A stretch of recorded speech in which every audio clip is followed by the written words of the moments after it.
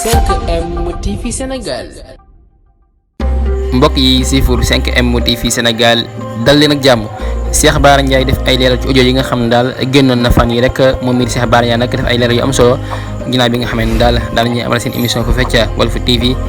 moom mii nag di Cheikh Bara Ndiaye di wax ne daal audio yi nga xam ne génnoon na nag moom moo ko def waaye nag am na lañ ko soppi loo xam ne nag bokku ca loolu nag ginnaaw bi nga xam ne daal Cheikh Bara Ndiaye wax na ko nag ñu bëri ci Sénégal yi rek am na si ñoo xam ne daal ñi ngi laami audio yooyu nga xam ne daal Cheikh Bara Ndiaye génnoon na fan yi rek ba ñenn si ñi nga xam ne daal ñoo di patriote rek commencé woon nag génnoon di ko défendre di wax ne rek Cheikh Bara Ndiaye daal lii ñu koy waxal dañ koy tuumaal waaye nag nekkul ay kàddoom moom mi di Cheikh Bara Ndiaye leeral ay leeral yu am solo jëm ko ci audio yi nga xam ne daal génnoon na fan yi rek def effet ci Sénégal moom mi nag di Cheikh Bara Ndiaye di wax ne rek audio yooyu nag am na ñenn si ñoo xam ne daal ñu ko jël lag ko daal koy sensé def ci yenn yoo xam ne daal bokku ci woon audio yi nag am na si yenn si yoo xam ne daal ci benn groupe WhatsApp lañ ko doon waxtaanee am na si yoo xam ne nag PF la ko wax ak kenn nag ñu koy nag boole ko nag waaye nag loolee nag nekkul leen loo xam ne daal da ko métti ndax dakar ay waxam la moom mi nag di Cheikh Bara Ndiaye daal di wax ne rek weddiwul benn yoon audio yi ma ko wax waaye nag am na si ñoo xam ne daal dañu ko jël nag ko nag ba nga xam ne daal dafa niroo ne daal dafay attaque Ousmane Sonko ndaxte kat am na yoo xam ne ci benn groupe WhatsApp la ko doon waxtaanee nag am na si yoo xam ne daal PF la ko doon wax ak kenn ñaa koy boole nag ko mu nekk benn audio loolee nag Cheikh Bara Ndiaye moo ko leeral ginnaaw bi nga xam ne daal amal nañ seen émission bi di teg suuf fecc Walf TV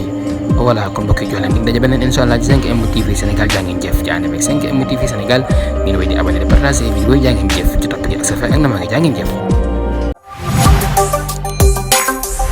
5M TV Sénégal.